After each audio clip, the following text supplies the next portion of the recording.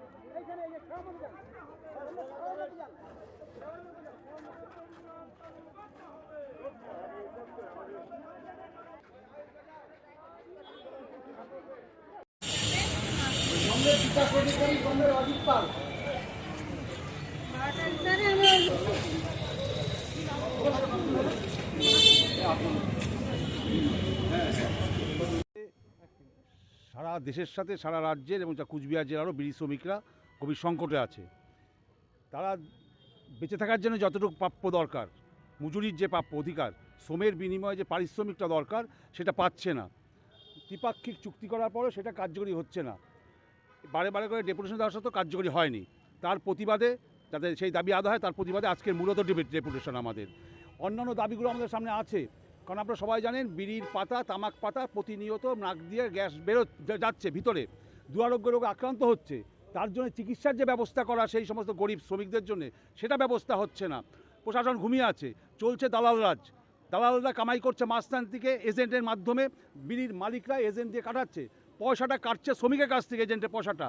মালিকরা সে পয়সা দিচ্ছে না, পাতা যতটা দেওয়া দরকার ছিল পাতা দিচ্ছে না, পাতার কোয়ালিটি কম খারাপ দিচ্ছে। সমস্ত দায়ভার বিড়ি শ্রমিকদের চাপিয়ে দেওয়া হচ্ছে। তারই প্রতিবাদে বারে বারে ডেপুটেশন দিয়ে আসছি আমরা, এবং আমরা আজকেও ডেপুটেশন দিতে আসছি। তাই কুচবিহার জেলা সিআইটির পক্ষ থেকে উপস্থিত সবাইকে অভিনন্দন জানাচ্ছি। এই লড়াই চলছে, এই লড়াই চলবে, শ্রমিকের সাথে লড়াই চলছে, শ্রমিকের সাথে লড়াই চলবে। এই লাল ঝান্ডা নিয়ে আমরা লড়াই করে যাব যতদিন আমাদের অধিকার আদায় না হবে। দাবি না মানলে কি করবেন? দাবি না আনলে আরও বৃহত্তর আন্দোলনে যাব। আরও বিভিন্ন গণতান্ত্রিক পথে যে আন্দোলন করাগুলো দরকার সে পথে যাবো। আজকে আমরা শান্তি শৃঙ্খলা বজায় রেখেই আন্দোলন করতে চাই। যদি প্রশাসন আমাদের কথা না শোনে, গুরুত্ব না দেয়, শ্রমিকদের অধিকারগুলো কার্যকরী করার ক্ষেত্রে কোনো ভূমিকা পালন না করে, তাহলে আমরা ব্যাকগ্রাউন্ডের বাইরে আন্দোলন যেতে বাধ্য হব। যে ব্যাকগ্রাউন্ডের বাইরে যদি বাধ্য করে প্রশাসন, তার দায়ভার প্রশাসনের থাকবে, আমাদের থাকবে না। আপনার নাম? জগজিৎ দত্ত, কুচবিহার জেলা সিআইটি সাধারণ সম্পাদক। আমাদের ৪ঠা সেপ্টেম্বর আমরা জেলা শাসকের দপ্তরে আমরা ৯ দফা দাবিতে ডেপুটেশন দিয়েছিলাম। আমাদের সাথে কথা হয়েছিল দ্রুত ১৫ দিনের মধ্যে কি হচ্ছে ডিএম অফিস থেকে আমাদের জানানো হবে।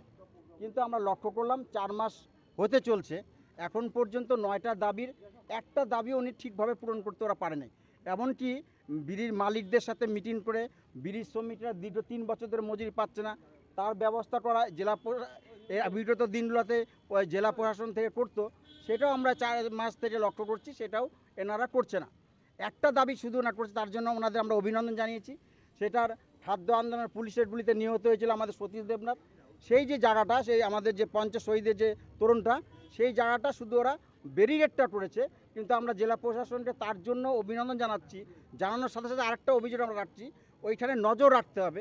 কারণ ওই শহীদ বেদির যে জায়গাটুক, ওইটাকে যদি আরও বেশি করে নজর না রাখে, ওইটা যদি সুশৃঙ্খল তার সম্পূর্ণ জায়গাকে ব্যারিকেড করানো হয় এবং সুপরিকল্পিতভাবে সেই জায়গাটা ব্যারিকেড না করলে, খাদ্য আন্দোলনে শহীদ হয়েছে তার জায়গা, শহীদের জায়গা যদি কেউ নজর দেয় বা কেউ চক্রান্ত হচ্ছে একটা আমরা জানি, সেখান থেকে কিছু 1 ইঞ্চি 1.5 ইঞ্চি জায়গাও যদি কম হয় তাহলে কিন্তু আমাদের বৃহত্তর আন্দোলনে আমরা যাব। কারণ এই পঞ্চ শহীদের মধ্যে আমাদের একজন শহীদ সেখানে পুলিশের গুলিতে নিহত হয়েছিলেন। এটা কিন্তু আমরা জেলা শাসকের কাছে আমরা বলবো যে এটা আরও বেশি করে নজর দিতে হবে, ওখান থেকে 1 ইঞ্চি জায়গাও যাতে ক্ষতি না হয়, এটা আমরা ওনাদের কাছে অনুরোধ করব। এবং যতটুকু এখন পর্যন্ত করছে তার জন্য জেলা প্রশাসনকে আমরা জেলা সিআইটুর জেলা ব্রিজ সমিতির পক্ষ থেকে অভিনন্দন জানাচ্ছি একটা দাবির ক্ষেত্রে। এই 9 দফা যে দাবি আর রয়েছে, বাকি যে 8 দফা দাবি সেটা আমি বলছি। বাকি 8 দফা দাবি আমাদের প্রথম দাবিটা হচ্ছে জেলা ব্রিজ সমিতি দাবি করছে ব্রিজ সমিতির, আমরা না নামলে ব্রিজ সমিতির মজুরি বাড়ে না।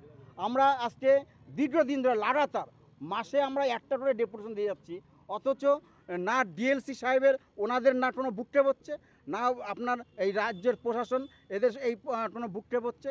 সরকার তো এই যে ব্রিজ সমিতির কথা ভাবেই না। আমরা সিআইটুর যারা জেলা ব্রিজ সমিতি আমরা করি, আমরা লাগাতার আন্দোলনের মধ্যে আছি।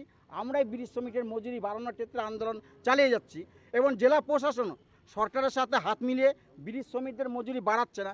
এটা জেলা ব্রিজ সমিতি আর মানবে না। আজকে আমরা একদম সরাসরি জেলা শাসকের কাছে ইনসাফ চাই। কারণ হচ্ছে 4 মাস আগে আমরা ডেপুটেশন দিয়েছি, উনি বলছে মজুরিটা বাড়ানো হবে। এখন পর্যন্ত কোনো মালিকের সাথে যোগাযোগ করে বা কোনো রকম কোনো ব্যবস্থা তারা এখন পর্যন্ত করতে পারে নাই। এটা আমরা চরম বিরোধিতা করছি এবং আজকে শুধু না, এবং আমাদের কালকের থেকে আরও লাগাতার আন্দোলনে আমরা যাব।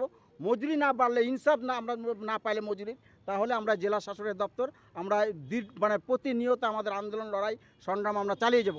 আপনারা জানেন বিগত দিনে 50 পয়সা মজুরি বাড়ার জন্য এই জেলা শাসকের দপ্তর 60 দিন আমরা এখানে ভুটা হরতাল করে রাখছিলাম, এটা ঘেরাও করে রাখছিলাম।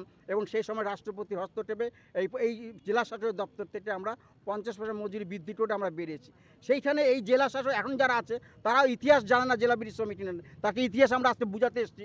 আমরা ইনসাফ চাইতে আসছি, জেলা ব্রিজ সমিতির মজুরি বাড়াতে হবে। আমরা ব্রিজ সমিতির আজকে অনেক ব্রিজ সমিতি আছে, তাদের আইডেন্টি কার্ড নেই, পরিচয়পত্র নাই। সিআইটুর নেতৃত্বে জেলা ব্রিজ সমিতি দীর্ঘ লড়াই সংগ্রামের মধ্যে দিয়ে গোটা ভারতবর্ষের বুকে জেলা ব্রিজ সমিতি কোচবিহার জেলায় ব্রিজ সমিতির পরিচয়পত্র করেছিলেন। সেই পরিচয়পত্রের মধ্যে হাত দিয়েছে কোন চক্রান্ত করে এই পরিচয়পত্র সমিতিতে দেওয়া বন্ধ করছে। আমাদের বহু মা বোনরা আছেন, তারা বিড়ি বাঁধেন অথচ তাদের কার্ড নাই। এই দাবিটাও আমরা, এটাও ইনসাফ চাই, কারণ এটাও আমাদের মূল দাবির মধ্যে পড়ে। আমাদের তৃতীয় যে দাবিটা, আমার নাম হচ্ছে গৌরঙ্গ রায়ত্য, জেলা ব্রিজ সমিতি জেলা সাধারণ সম্পাদক।